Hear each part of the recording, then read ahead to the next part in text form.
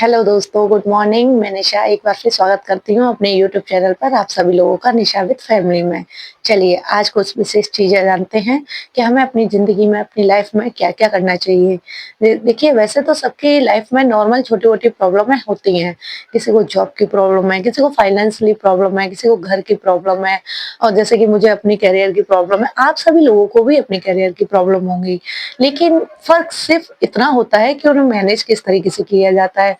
उन्हें अपनी लाइफ में डिपेंड होने से किस तरीके से रोका जाता है, क्योंकि परेशानियाँ किसी भी चीज़ का समाधान नहीं करती हैं, बल्कि वो हमारी ज़िंदगी पर और हम पर असर दिखाती हैं और हमारी लाइफ पर इस तरीके से डिपेंड होती हैं कि साल, 6 महीने, साल, डेढ़ साल, 2 साल किस तरीके से गुज़र जाते हैं, हमें पता ही नहीं चलता है। जैसे कि हम किन्हीं मतलब ख़ास चीज़ों का ध्यान नहीं रखते हैं। जैसे मान लीजिए आप किसी जॉब पर जा रहे हैं तो टाइम का ध्यान नहीं रखा, पंक्चुअलिटी का ध्यान नहीं रखा, तो उसी तरीके से हमें छोटी-छोटी चीज़ें अपनी लाइफ में मैच्योर करनी पड़ती हैं कि हमें शेड्यूल किस तरीके से बनाना है, टाइम का विशेष ध्यान किस तरीके से रखना है और अपनी फैमिली में हो रही छोटी-मोटी प्रॉब्लम्स को कैसे सॉर्ट आउट करना है। अब नॉर्मली प्रॉब्लम है हमारे यहाँ पर ज़्यादातर फाइनेंशियली पैसों की दिक्कत होती है, तो आपको किस तरीके से आज जो टॉपिक है वो पेमेंट को लेकर है। रिसीवर जो फैमिली में होते हैं नॉर्मली काफ़ी सारी फैमिलियाँ मिडिल क्लास बिलॉन्ग करती हैं, काफ़ी हाई सोसाइटी बिलॉन्ग करती हैं। ये एक आम तरीका है और आम चीज़ें हैं। हम गरीब हैं, ये हमारी पैचुअलिटी है, वो अमीर है, ये उनकी पैचुअलिटी है। लेकिन फ़र्क क्या है कि प्रॉब्लम जो है वो किसी न किसी की लाइफ में कहीं न कहीं है। आप उन्हें इग्नोर नहीं कर सकते हैं कि आप सोच रहे हो नहीं उसकी लाइफ में प्रॉब्लम नहीं है, वो पैसे वाला है और हमारी लाइफ में प्रॉब्लम है, तो मतलब हम गरीब हैं इसलिए हमारी लाइफ में प्रॉब्लम है। नहीं, जितना बड़ा पैसे वाला है उतनी बड़ी उसकी प्रॉब्लम है।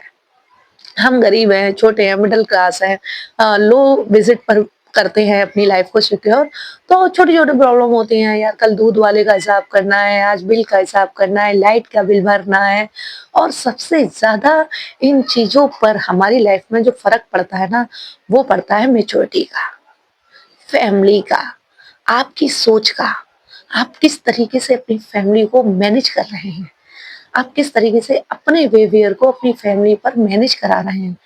आपकी फैमिली किस तरीके से आपको मैनेज कर रही है और वो ऐसा तो नहीं है कि फैमिली में आप ही सिर्फ एक बच्चे हैं जिस पर की फैमिली डिपेंड है या फिर इकलौते आप हैं कमाने वाले जिस पर भी फैमिली डिपेंड है। नहीं, नॉर्मली सबकी फैमिली में पेरेंट्स होते हैं, माता होती हैं, पिता होते हैं, बड़े भाई होते हैं, छोटे भाई होते हैं, बड़ी बहनें होती हैं, फुल फैमिली होती है। लेकिन वहाँ फ़र्क क्या पड़ता है? फैमिली पे जो फ़र्क पड़ता है ना, वो सबसे ज़्यादा माहौल का पड़ता है। माहौल किस तरीके का है, आने वाली जनरेशन किस तरीके की रहेगी, उससे ही आपको आपकी लाइफ में होने वाली जजमेंट प्रॉब्लमों का अंदेशा हो जाता है।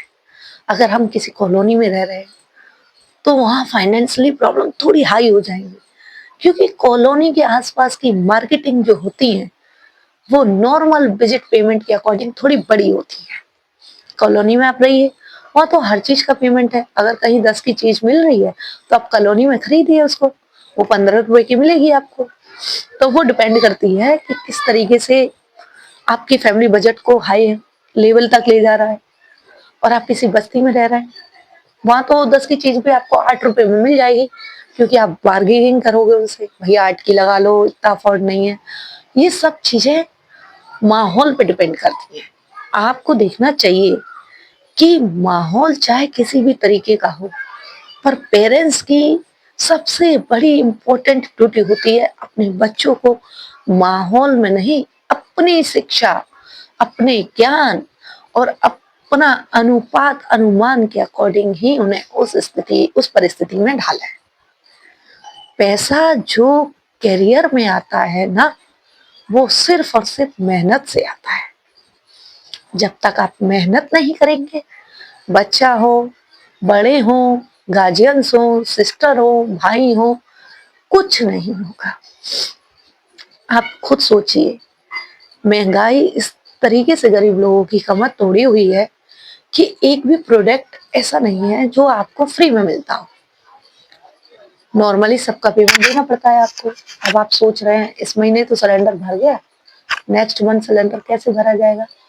आपकी फैमिली में अगर 5 मेंबर हैं, 10,000 रुपए इंटू पर मंथ आपका खर्चा परिवार पर आ गया, क्योंकि पर कैंडिडेट 2,000 रुपए महीने ही गुजरता है।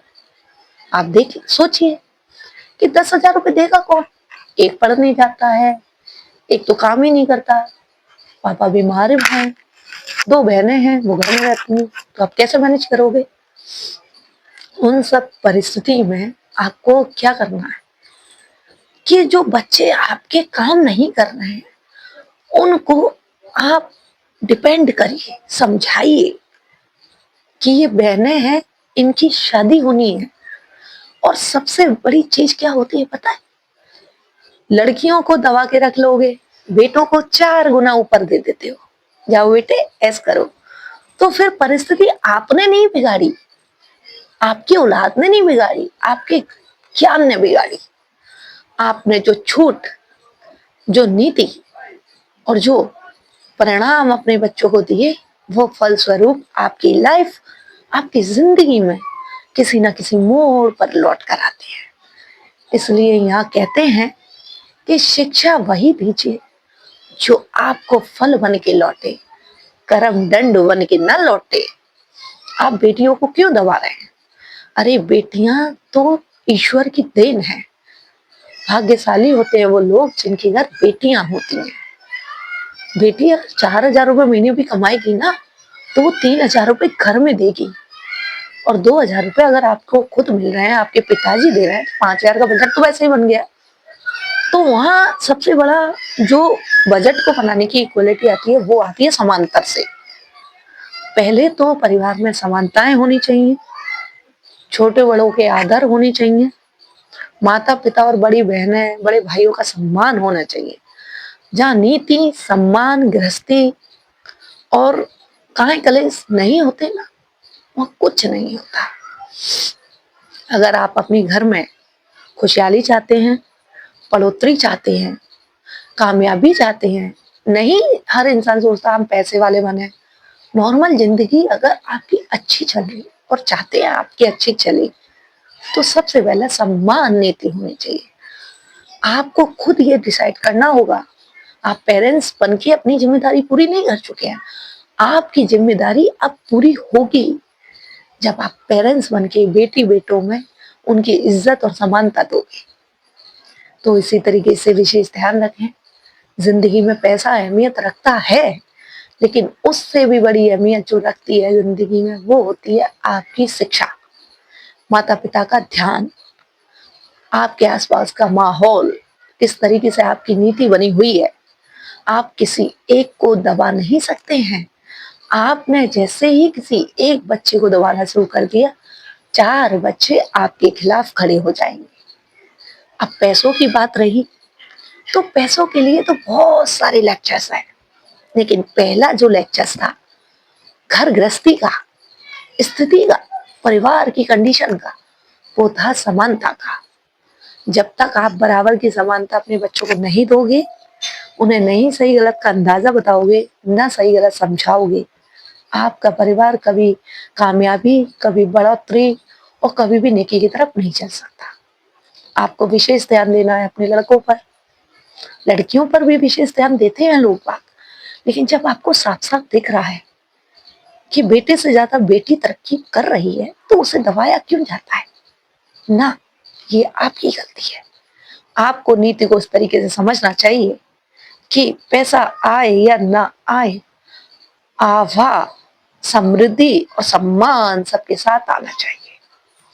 यही सबसे बड़ी परिस्थिति होती है, यही सम्मान होता है, और यही मानव की सबसे बड़ी उच्च नीति का ज्ञान होता है।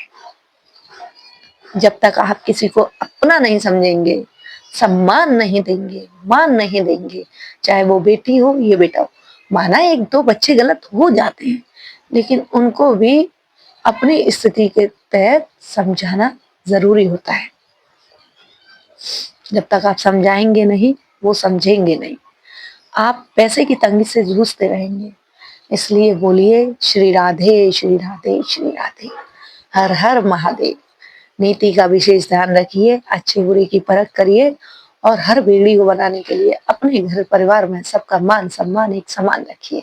और फिर मिलते हैं एक नई वीडियो में, एक नए किस्से के साथ, एक नए ज्ञान के साथ। हर हर महादेव।